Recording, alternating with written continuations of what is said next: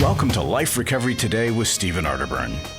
In the next half hour, you'll obtain insights and tools to transform your life using the biblical principles found in the 12-step program. We believe everyone can benefit from a life recovery experience because we all have struggles in life.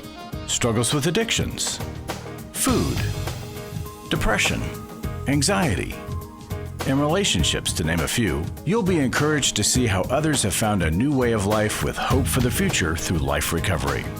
Your host is Steve Arterburn, founder of New Life Ministries and Women of Faith, author of over 100 books, and a sought-after speaker and teacher.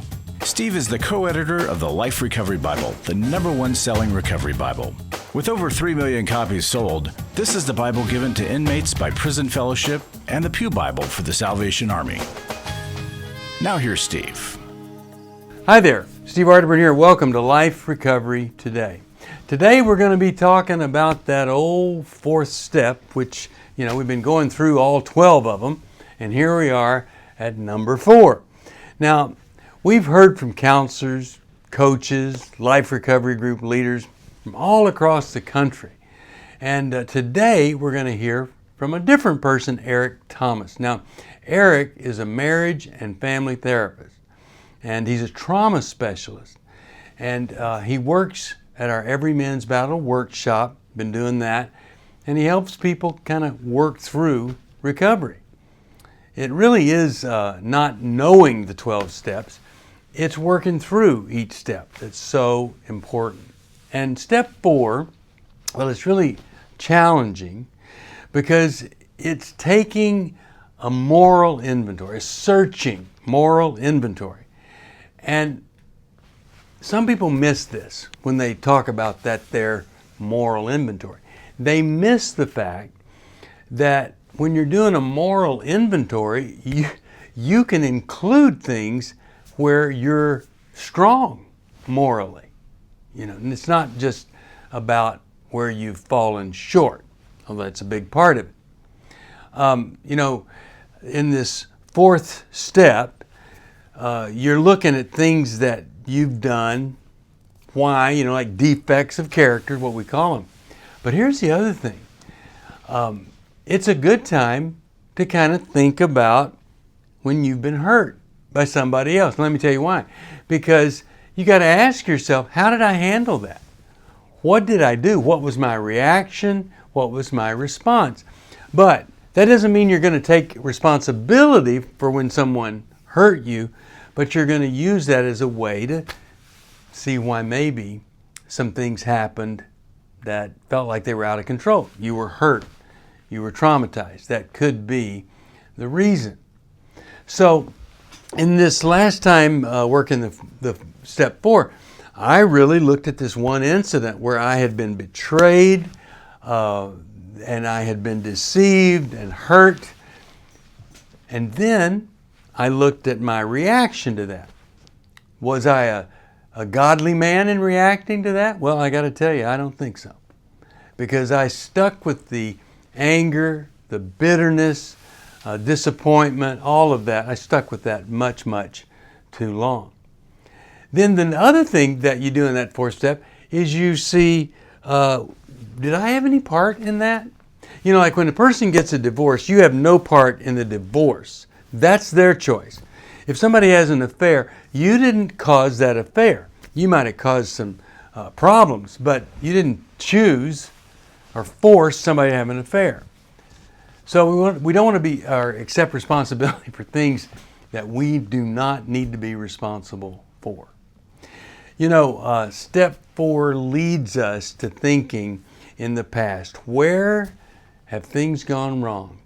What have I done that only a person who was dishonest, deceptive, immoral would do?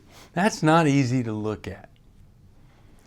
So I hope and pray that as we're looking here and Eric's speaking, that you're going to look at some details in your own life.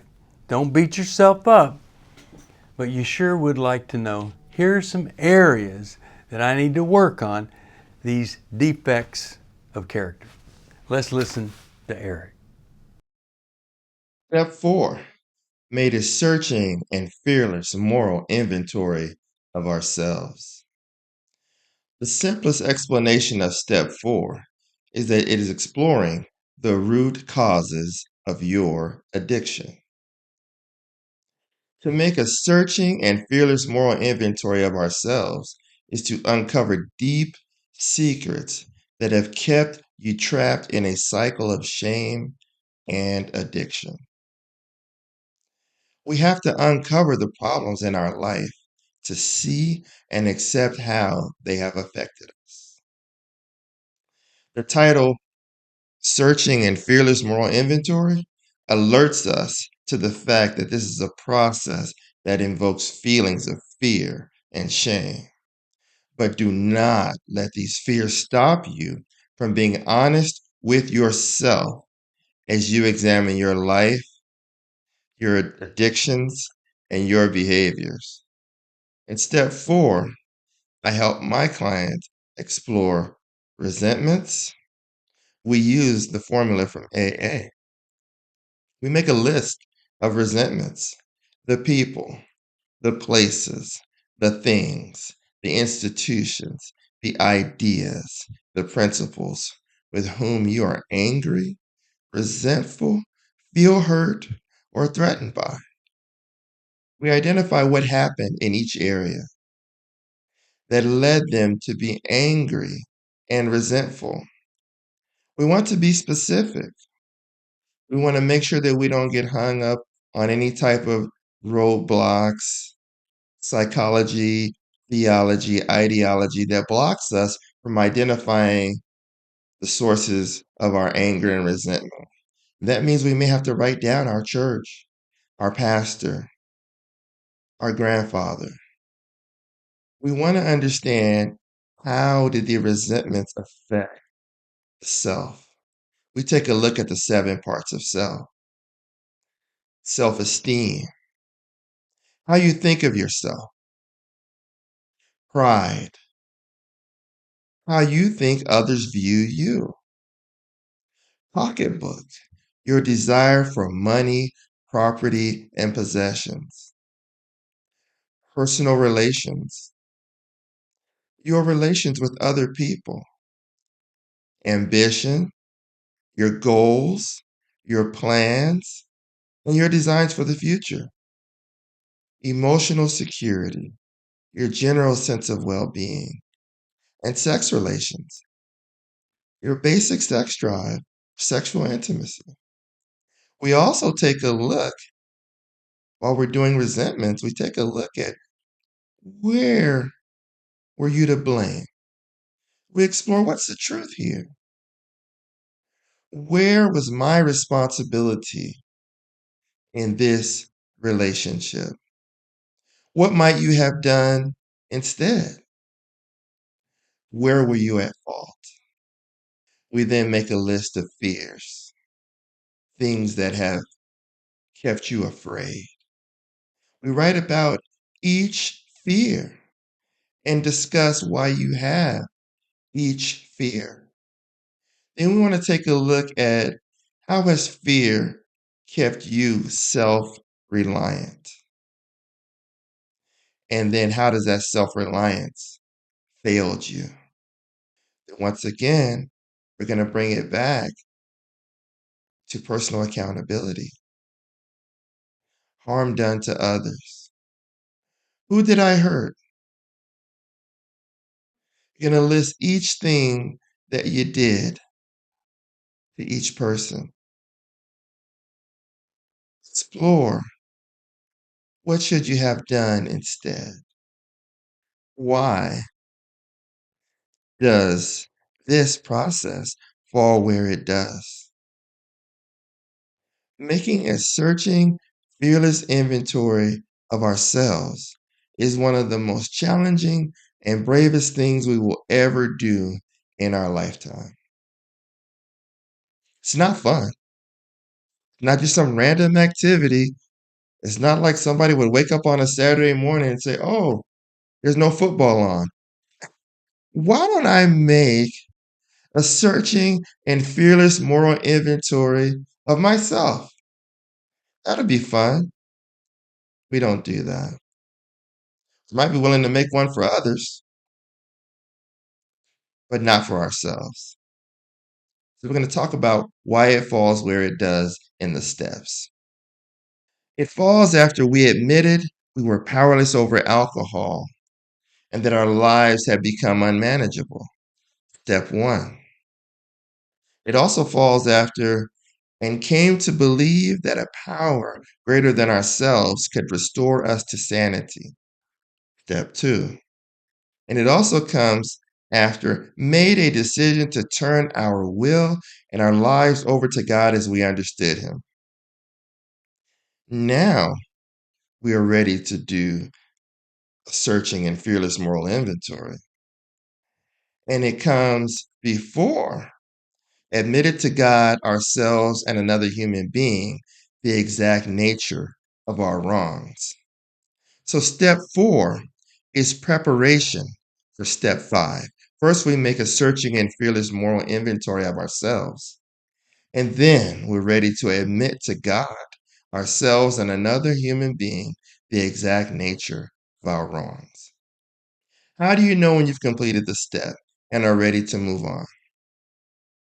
In my office, with the people I walk through step 4 with, they are ready to move on when new stuff stops coming up. I like to say that the brain is made up of tiny safes. And once we decode and open one safe, we thoroughly review the memories, the information that have been locked away. As we empty one safe, right, the next one is automatically decoded and opened. You have completed the step when your list is complete and we have talked through each list and no other safes are opened up. No information comes up, no new information. Then we say, okay, we're ready to move on. Now, what are some things people get hung up on? Some common things people get hung up on could be seeing things through a trauma lens. As a trauma therapist, I'm aware how trauma often leads to addictions. Some people start abusing substances, sex, and other things as a method of coping with trauma. Not everyone, some people. So if you have a trauma lens, it makes it difficult to see yourself with clarity. I help people work through that. Spiritualizing, or as I like to call it, speaking Christianese. God got me. I don't have to make a list. The Lord knows. I put it on His tab. He paid the price for it all. I don't need to make a list. This is an over-focus on God's redemptive power at the wrong time in the treatment process. God's power, His redemptive power remains evident, but your recovery depends on your ability to complete steps 1 through 12. God's going to do His part. You must do yours. Other things, fear. People get hung up on fear, pride, resentment, anger, self-will. I'm not going to claim it. Because if I claim it, can't blame it. Guilt and shame. And once again, trauma and abuse. These are things that people get hung up on in step 4. Are you going through your struggles alone? Do you want someone to talk to help you through your pain? Do you feel like a failure when you relapse again, telling yourself, next time will be different? Don't walk this path alone anymore. Join a life recovery group today and be a person that your friends and family can be proud of. God created us to be in community, and we believe everyone can benefit from a life recovery experience. There are life recovery groups all over the country, and if there isn't one in your area, we can help you start one. Life Recovery brings recovery to you, right where you are. You'll take a journey with others to find healing and freedom. Whether you're looking to join a group or start one, New Life Ministries is here for you. Call us at 1-800-NEW-LIFE or visit liferecoverytoday.net. Life recovery isn't just about making the courageous choice to give up an addiction or dependency. It's a journey towards health, wholeness, and becoming your very best you. If you need resources to help you in your journey, we can help. There are many life recovery resources that you can do on your own, with a group, or with your church.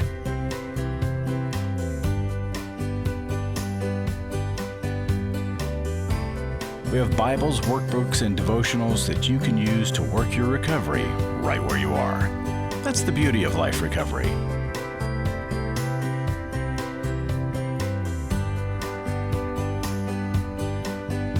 To learn more or to get the Life Recovery Bible or any other life recovery resource, visit liferecoverytoday.net or call us at 1-800-NEW-LIFE. 1-800-NEW-LIFE. It's hard to find a trusted friend when you're in crisis. Someone who's been there and understands, but who also has the training and skill to give you practical help. Family, friends, and churches want to help, but often they're not equipped to care for those dealing with problems like addiction and pornography, infidelity, anger, depression. New Life Ministries is here to provide help and hope in life's hardest places. We're not focused on making people feel better. We're focused on helping people do the work that will help them be better. At New Life, we have resources available to help you, like books, DVDs, CDs, workshops, and our network of licensed counselors.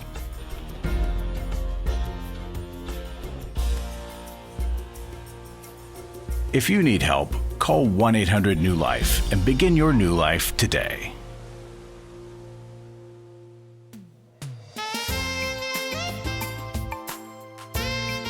Welcome back. Eric provided some great questions to think about.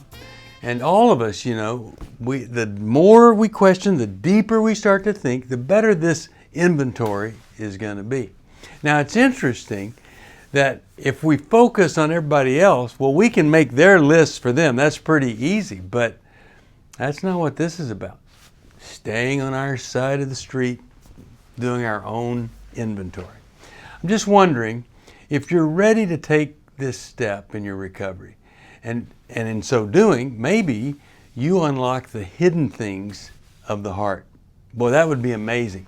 Stuff down in there that's never been dealt with, and because you do such a fearless and searching inventory, you see things you've never seen before. Well, I want to continue to explore the value of this step with Eric. And I got to tell you, a lot of people never ever do this step and never go past it. Don't be one of those. I often remind my clients that fixing ourselves and moving into recovery requires a level of personal honesty that most people cannot tolerate. There will be resistance from others that you might encounter. One form of resistance is rescuer resistance. These are people that see mostly the good in you and don't want to see you define yourself on any list in a way that sounds negative. Help them to put their cape away and share minimally with them during this process. Then there's the codependent. These are people that are caught up in you, your life, and experience in a way that shapes their own identity. The person that enables the addicted person by giving them money is not going to have a good time with you identifying yourself as a manipulator. They're also going to have a hard time with you changing some of your addicted ways, because the way their psychology works is they get something out of being connected to people that have addictions. The same person that will bring extra large pizzas and ice cream to the food addicted person that's in recovery, for the purpose of maintaining a special connection, bond, friendship with this person, may be codependent and may give some resistance. Then there's the spiritual healer. All you need is God. You don't need AA. As long as I got King Jesus, I don't need nobody else. I don't need AA. I don't need no sponsor.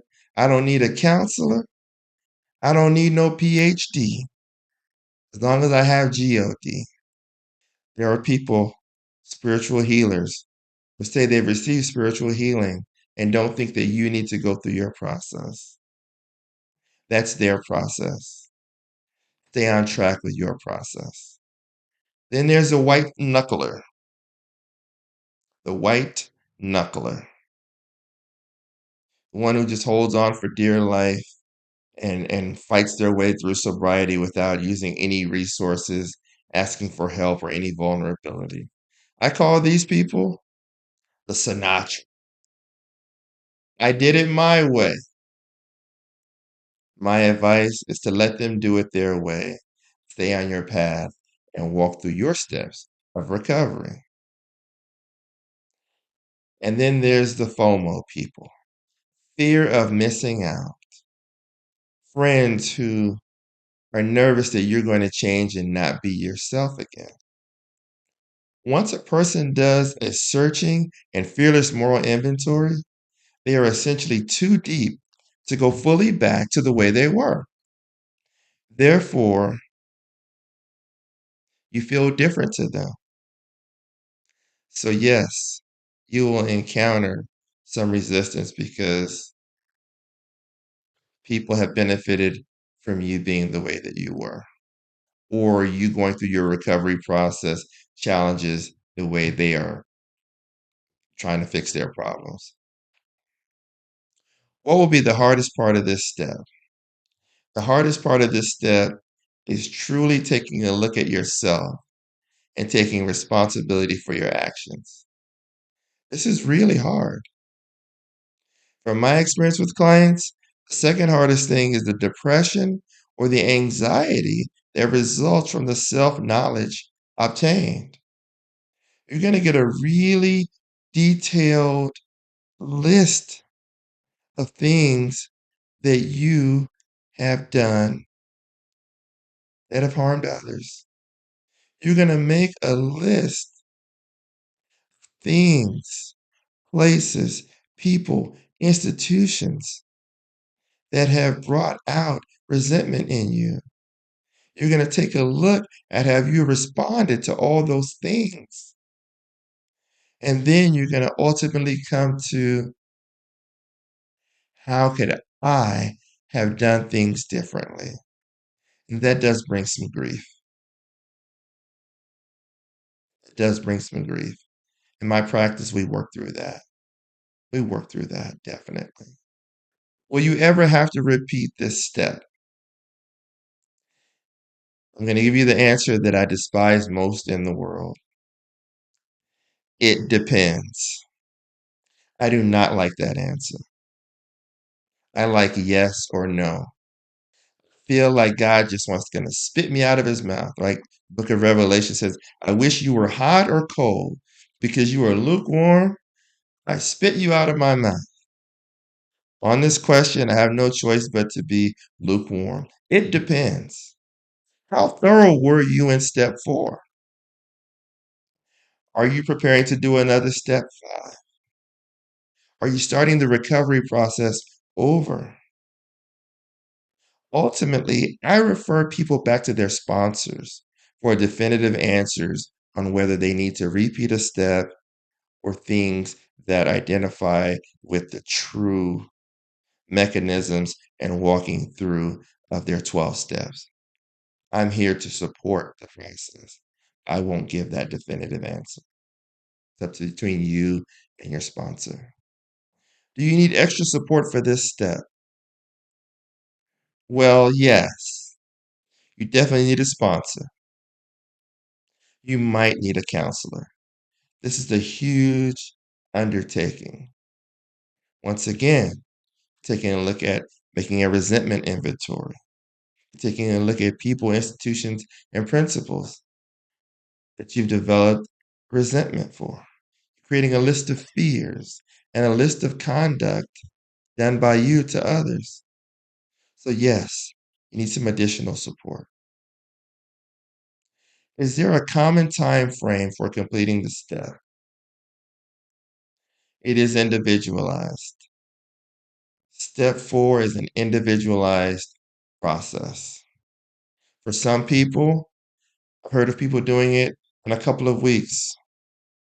I would say that in my practice, we take at least 4 weeks with homework to walk through these steps, to complete the documentation paperwork that they come in with from their sponsor.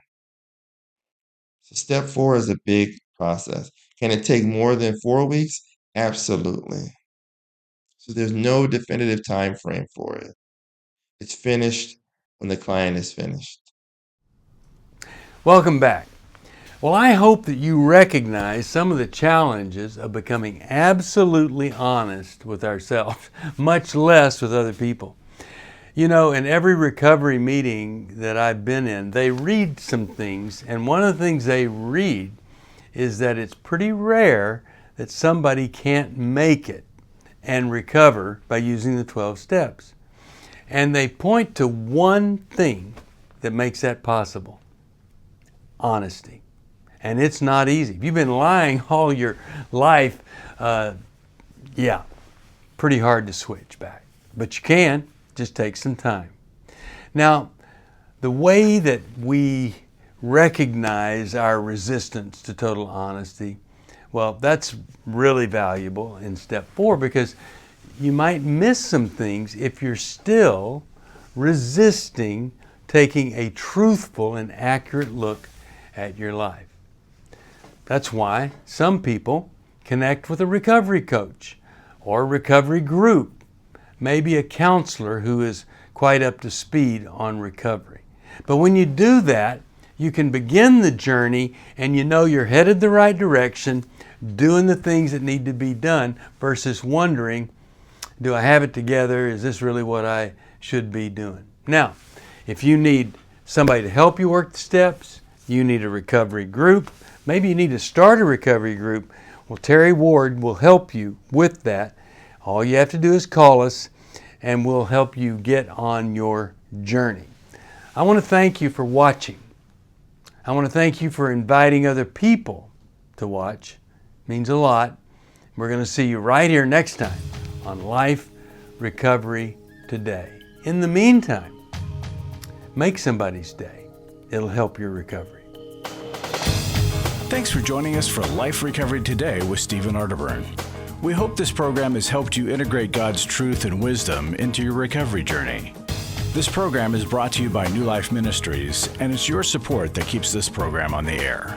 When you contact us for any reason, be sure to let us know that you watch on NRB.